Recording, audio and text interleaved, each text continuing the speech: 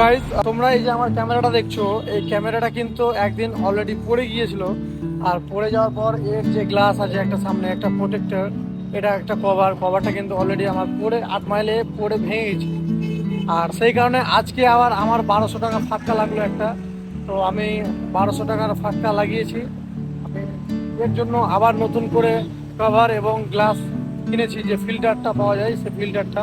তো তোমাদেরকে আমি দেখাচ্ছি আনবক্সিং করে। আর আমার এখানে প্রায় 1250 টাকা মতো খরচ হলো আবার নতুন করে, শুধু এই ক্যামেরাটাকে বাঁচানোর জন্য। চলো তোমাদেরকে দেখাই।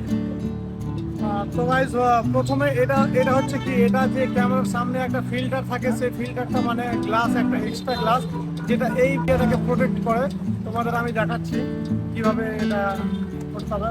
আমি গোপ্রোর জন্য নতুন কভারটা, যে কভারটা নিয়েছি এই কভারটা এর মধ্যে আছে, আর আমি অলরেডি ওখানে ফিট করে নিয়েছি। তো তোমাদের দেখাই।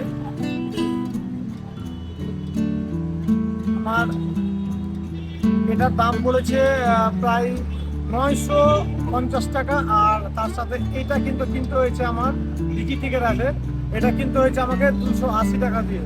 এই কম বেশি 1200 টাকা 1250 টাকা মতো আমার খরচ। আবার নতুন করে আমার ফটকা লেগেছে।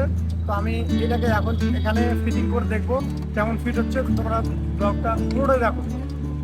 শুধু এই ক্যামেরাটা বাঁচানোর জন্য এত কিছু করতে হচ্ছে আমাকে।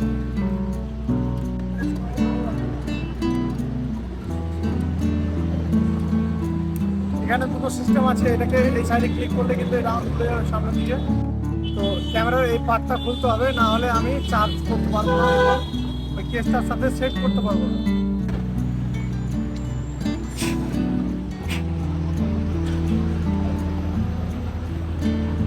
আমি ব্যাটারিটা এখানে ভরে দিলাম। ব্যাটারিটা ভরার পরে আমাকে এই সাইডটা খুলতে হচ্ছে, এটাও খুলতে হচ্ছে। তারপরে আমি কিন্তু এখানে গোপ্রোটাকে ইজিলি ভাবে ঢুকিয়ে দিলাম, আর এটাকে কিন্তু লক করে দিলাম। তারপরে কিন্তু আমাকে করতে হবে এটাকে লক।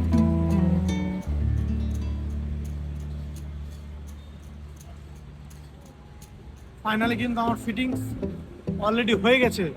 আর এর উপরে যে আসল মজাটা হচ্ছে, এই স্ক্রিনটাকে প্রোটেক্ট করার জন্য এটার দাম বেশি না, মাত্র 280 টাকা মতো দাম। এবার হয়ে গেছে আমার ক্যামেরা কিন্তু পুরোপুরি রেডি একেবারে। দেখো, এটা আমার এখান থেকে এই মালটা ভেঙে পড়ে গিয়েছিল, আর ভাঙার পরে এটা এটা পুরোটাই আমার বাদ হয়ে গেছে। এখন বর্তমানে আবার নতুন করে 1200 টাকা খরচা করলাম। তো বলো এটা কেমন হয়েছে। আবার নতুন একটা কেস লাগলো এবং নতুন একটা স্ক্রিন মানে